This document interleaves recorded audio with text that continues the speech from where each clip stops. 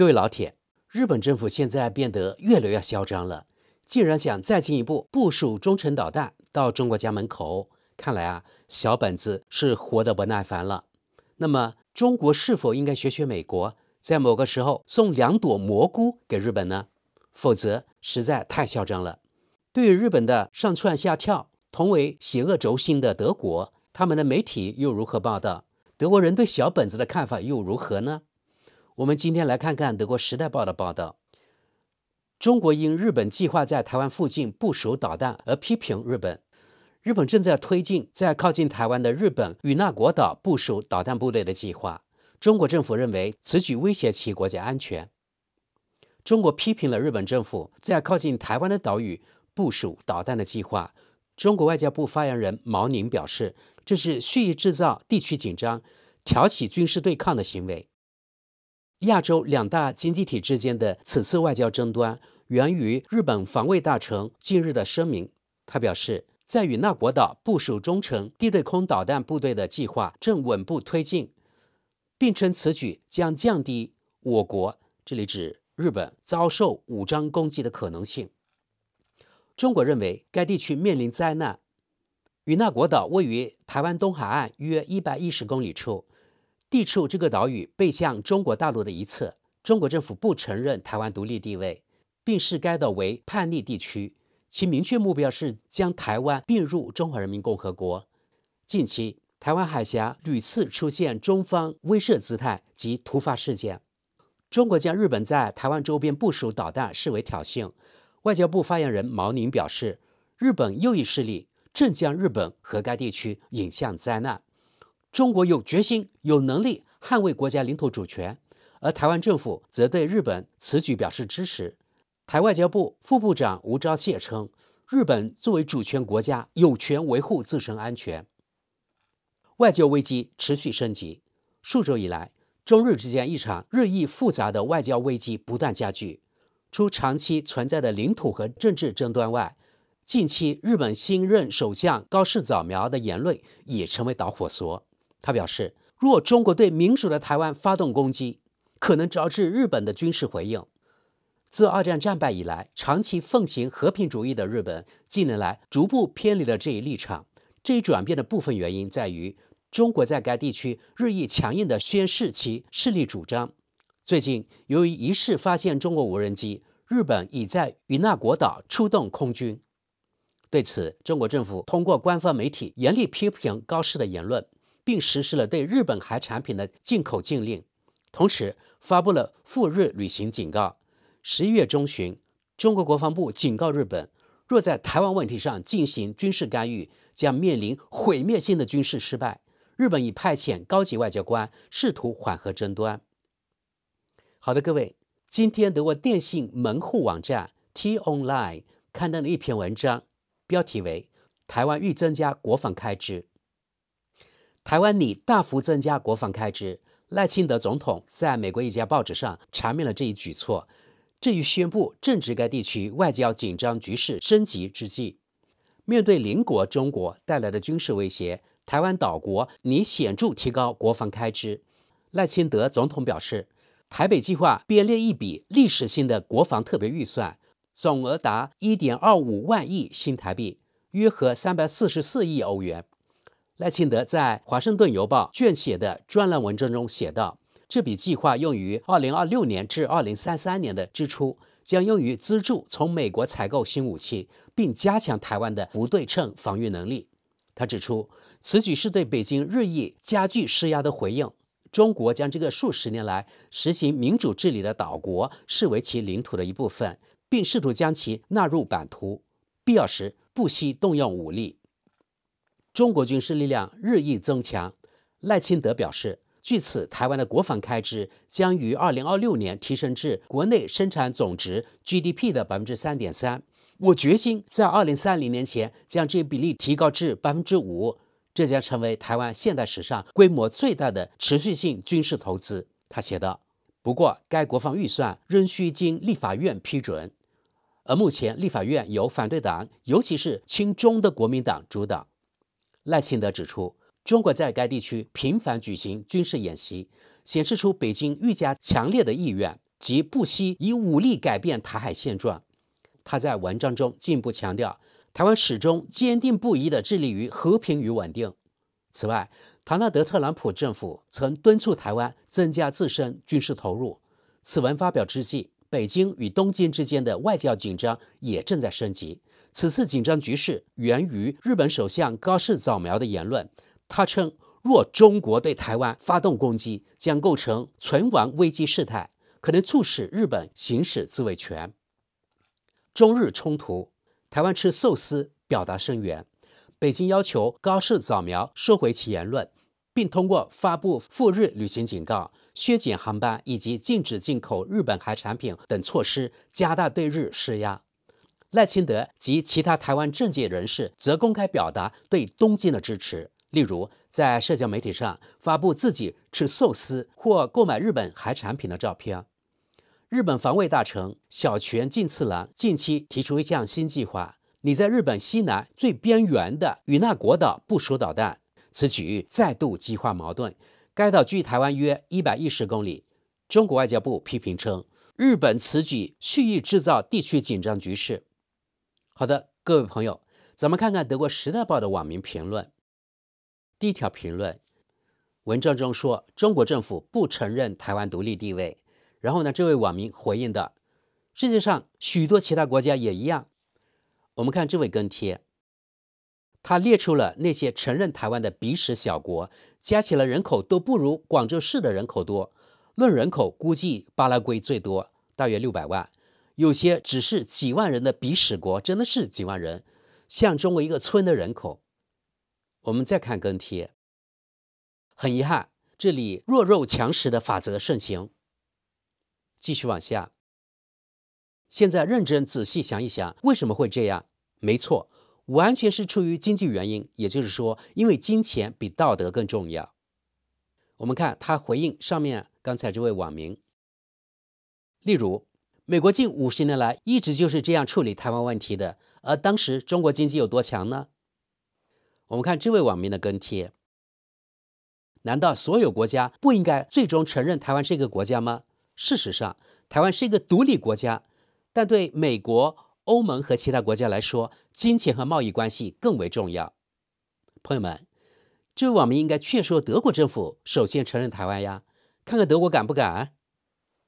再往下，文章說台灣政府對日本的舉動表示歡迎。作為一個主權國家，日本有權維護自身安全。外交部副部長吳釗燮表示，這位有台的網民說，完全正確，在那個地區只有一個國家在發出各種威脅。朋友們，這裡指的這個國家那就是中國。他說中國在發出各種威脅，真是顛倒黑白呀。好，我們看跟帖吧。除了美國在發出威脅，在這地區我還看到了其他參與者。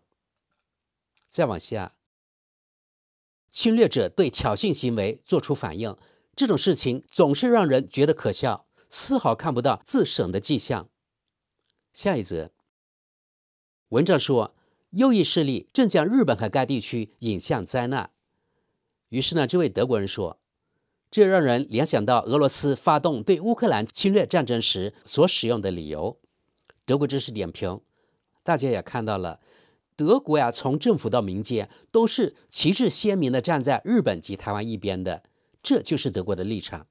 在他們眼中，中國就是個侵略者，而台灣及日本都是無辜的受害者。這個世道就是這麼讓人無語。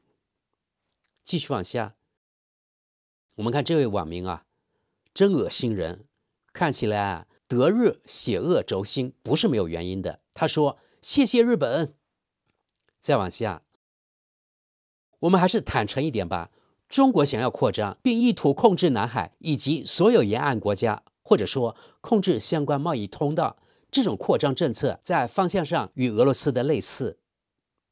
咱們看跟帖。那請問，南海究竟該由誰來控制？美國人嗎？他們已經有了美國灣了，日本也有日本海。我們看這位呢，是回應剛才上面那位網友。所有沿岸國家都應共同參與，而這些國家並不僅包括中國，例如還有日本、南朝鮮、越南或菲律賓。但中國對所有這些國家都提出各種主張，大意無非是這一切都屬於我們中國。再往下，這在某種程度上讓我想起了莫斯科的那些謊言。數字專制國家中國至少在過去10年裡一直在大規模擴軍，但一旦有人試圖為自身安全建立某種制衡力量，就會遭到強烈反對。下一則，中國過去不安全，將來也永遠不會安全，就連長城也沒能實現它本該起到的作用，無法抵禦游牧騎兵的侵襲。繼續往下，人類遲早會明白，我們所有人都在同一條船上，但在那之前，統治世界的仍是那種絕對而狹隘的愚蠢，無論是東方還是西方。再往下，該島屬於日本，如果日本沒有理由在那裡部署任何東西，我會非常歡迎。但中國的武力炫耀最終必然引起日本的回應，與其制造噪音和發出威脅，我更希望看到外交與合作。再往下，非常好，中國必須被遏制，謝謝日本。下一則，有一次，中國一方面強烈抨擊任何與台灣的接觸，認為這是對其內政的干涉；另一方面卻批評日本在日本島嶼上駐紮軍隊。按照中國的解讀，這才是干涉日本內政。在此，中國帝國主義政權可謂淋漓盡致地暴露了其真面目。繼續往下，中國大陸感受到威脅了，北京政權首先應該停止威脅他國，並為民眾利益着想，開啟向民主的轉型。奧地利這家《皇冠報》對此也做了報道。我們來看看奧地利人的觀點與德國人是否差不多。中國震怒，日本擬在靠近台灣地區部署導彈。日本右翼首相高市早苗近日表示，若中國對民主治理的台灣發動攻擊，可能引發日本的軍事回應。此言招致中國政府的強烈憤怒。上周末又有消息稱，日本正計劃在靠近台灣的一座島嶼上部署中程導彈。據日本防衛大臣小泉進次郎表示，有關在與那國部署中程地對空導彈的計劃正在穩步推進。該島位於台灣東海岸約110公里處，此次部署旨在保護與那國島。小泉稱，我們認為該部隊的駐紮將降低我國，也就是日本，遭受武裝攻擊的可能性。台灣歡迎導彈部署，台灣政府對這一舉動表示歡迎。台灣外交部副部長吳釗燮表示，日本作為一個主權國家，有權維護自身安全。然而，北京方面強烈批評了這一計劃。中國外交部發言人毛寧周一在北京表示，這是蓄意制造地區緊張局勢、挑起軍事對抗的企圖。毛寧指出，日本右翼勢力正在將日本和該地區引向災難。他還補充說，中國決心捍衛國家領土主權，並且有能力這樣做。北京警告日本將面臨毀滅性失敗。11月中旬，中國國防部曾警告日本，若在台灣問題上進行軍事干預，將遭受毀滅性的軍事失敗。中國視台灣為其領土，並未排除使用武力實現控制的可能性，而該島的民選政府則拒絕中國的主權主張。好，各位，咱們來看評論。第一條評論，所謂毀滅性失敗，當然只是慣常的宣傳手段，這並不新鮮。伊朗也曾宣稱，一旦以色列發動攻擊，就將其徹底抹去。但最終實際發生的是，伊朗戰敗，如今正一步步陷入困境。繼續往下，中國最好不要小看日本。再往下，中國指責日本挑釁，這簡直騙都騙不出來。下一則，這裡唯一不斷挑釁的就是中國和俄羅斯。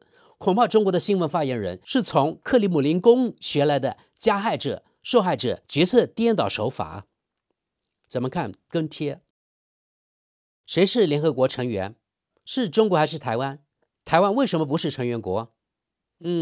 恐怕確實不是一個獨立國家吧。再往下，日本人現在在做什麼？是在緩和局勢嗎？不，他們反倒在火上澆油。所以您的說法我無法贊同。再往下，下一個衝突已經迫在眉睫，中國行事太過分了。怎麼看跟貼？其餘各方要麼袖手旁觀，要麼像歐洲這樣躲在貓桌底下。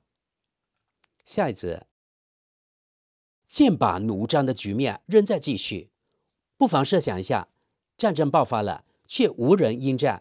看來對世界許多地區而言，上次大規模戰爭結束的實在太久遠了，否則人們實在難以解釋如今全球各地層出不窮的武力恫嚇姿態。下一則，天哪，世界上每個角落似乎都有一個國家，由一位老態龍鍾、思想混沌的領導人掌舵，不停地煽風點火。無論是中國、俄羅斯、美國、伊朗、以色列等等等等，都一樣。說真的，大家能不能哪怕就一次，真的一次，管住自己的自負和那堆破事，好好的冷靜下來，管住手腳，閉上嘴？都2025年了，世界卻依然充斥着彼此之間的攀比和對抗，簡直難以置信。下一則，日本人是不是瘋了？他們為什麼要插手？看跟貼，他們大概有自己的理由，他們可不想有個咄咄逼人的鄰居中國，就像歐洲面對俄羅斯那樣。繼續往下，這座島到底屬於誰？日本還是中國？這就像是你的鄰居聲稱你的宅基地只能按照他想要的方式來使用。看跟貼，該島既不屬於中國，也不屬於日本，台灣是一個主權國家，僅得到日本支持。繼續看跟貼，你說台灣是一個主權國家，這話寫在哪兒了？台灣僅被少數國家正式承認，大多是梵蒂岡、巴拉圭、伯利茲和斯瓦士蘭等較小的國家，包括美國、德國在內的大多數大國以及歐盟多數成員國均不承認台灣為主權國家，而是遵循中華人民共和國的一個中國政策。而且我覺得尤其傲慢的是，偏偏是日本竟敢厚颜無恥地以和平維護者的身份插手此事。他們在二戰期間曾佔領中國，並犯下最惡劣的戰爭罪行之一，據估計造成約2000萬人死亡，其中絕大多數是平民。再往下，為什麼專制者、右翼強硬派和獨裁者總是難以與和平共處？為什麼這些領導人如此難以接受其他和平國家的存在？看跟貼，和平賺不到利潤。再說了，樹立一個外敵，總能很好的轉移國內問題的注意力。我們看最後一條評論：中國、台灣、日本等等下一個危機地區，世界不得安寧。總是那些權力慾膨脹的獨裁者，企圖實現自己病態的幻想。好的，各位，從以上德奧兩國的網民評論來看，除了極少數例外，幾乎都與日本、台灣沆瀣一氣。其實這並不出乎我的意料，由此可見，西方人沒有任何是非曲直，罔顧事實，一切均出於意識形態而仇恨中國，當然也包括對中國執政黨的仇恨，這是刻在他們骨子裡的，根本沒法改變。你們是不是也覺得就應該徹底打服日本，一舉收復台灣？西方人怎麼看根本不重要。既然美國可以送2朵蘑菇雲，假如那個東邊的鬼子這麼囂張，中國也可以學習美國呀，你們說呢？